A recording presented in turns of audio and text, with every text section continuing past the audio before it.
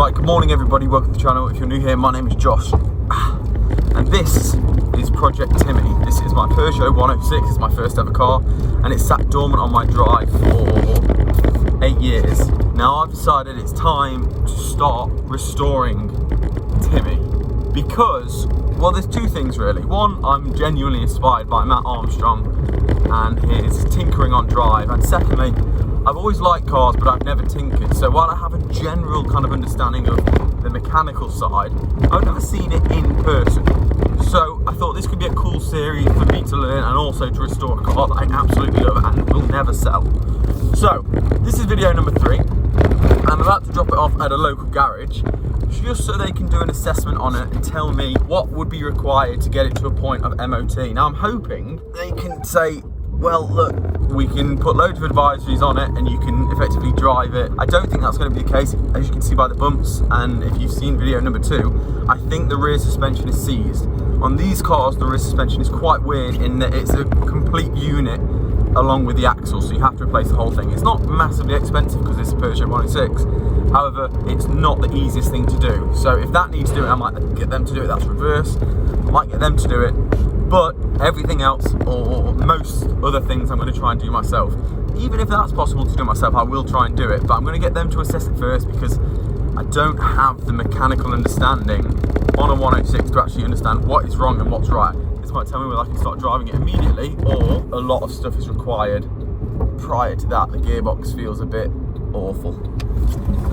I am ashamed that I've let this car deteriorate over 8 years, but life gets in the way, doesn't it? When you have an S5 sat on the drive, the 106 just take a slight backward step. Here we go, we're closing it. Oh. Right, let's see what's what. Bye, Timmy. And then I found out what was what. The garage called me and said a lot of stuff needed to be done to Tim to even get him roadworthy. And they said, why are you bothering? I wouldn't even bother if I was you. And I kind of took that as an insult, but it was genuinely sound advice. I understand why someone would advise that. They said, why don't you fix up a car that at the end of the process, you're going to end up with a nice car as opposed to a Peugeot 106. Perhaps they didn't understand the sentimental value of Tim to me, but it did dishearten me because they know more about mechanics than I do. But after a few months of sitting on it, I decided, no, I do want to push forward with this project. So I called them again. Which brings me to now. So ignore the lack appeal. That's going to be dealt with in a few videos time, which I'm quite excited to get the bodywork done on this car. But one thing you will notice is the engine is on, which is a pleasant surprise because last time we drove this, it wasn't holding revs even when you were moving. So that kind of suggests alternator, or what did you say? It could be the battery or the alternator. You said something about it could be like earth or something though. It could have a rogue earth. Yeah. With it being wet. Okay. Okay. So. Just drains the battery. Right. Okay. So now what we're going to do is take the car down to 2010 garage in Little Eaton, and they used to race 106s, so they know what they're doing. And the main problem, apart from the aesthetic, is the rear axle is completely solid. You would have seen the bounciness of the last trip, but fear not, we have gone to axle specialists that have provided us with a refurbished 106 axle. It's an all-in-one braking type thing with the drum brakes. I think this is kind of an old school axle setup with the drum brakes that are actually attached. So I think we're gonna have to provide drum brakes as well. But here we go. What did you do to get it running? Pumped it up because it was flat. You can see here, it was totally flat. Yeah.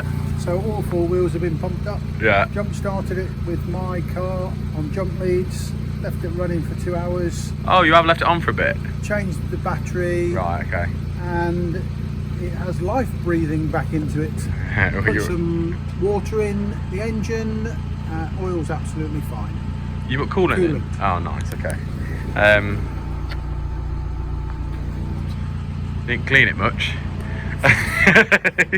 Cheeky git. So I am actually going to get rid of the mould because I think that's a bit of a piss take to hand it over to a garage like this. But you know what, I'm actually like excited to kind of film it like this because, you know, it has sat for about 8 years. I have let it erode and corrode and degrade, and I am slightly ashamed. However, this is going to make a really good comeback video at some point. Yeah. Here goes. Timmy will never look like this again. Jesus Christ. Axle.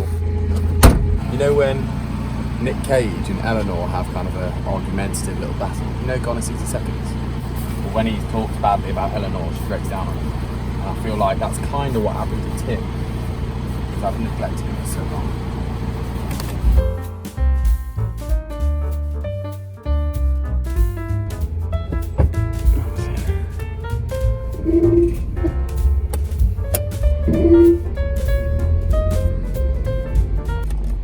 It's on. Here we go. Oh god, that rear axle is a joke. I can't describe to you how bumpy it is. Going to second. Yes, I bloody love this car. Try and give you some idea of how bumpy it is. Do you hear that?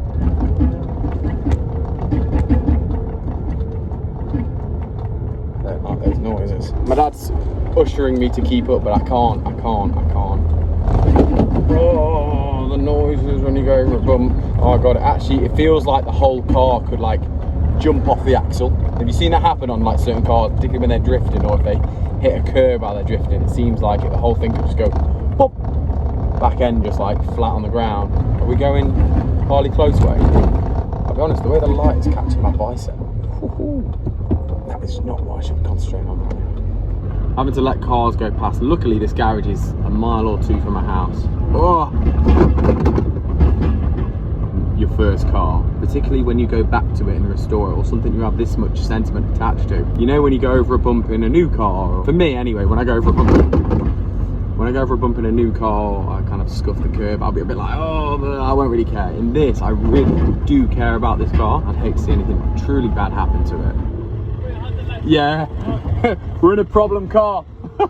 Last time I came here, they said, is it worth it? Why don't you try and do up a car that makes sense? Oh my god, that was a curb that big. Try and leave it as close to the garage as possible in case they can't get it started tomorrow morning.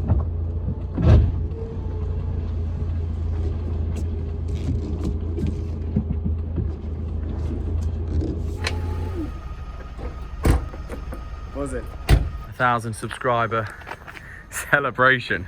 Timmy, let's go. Woohoo! See you next time.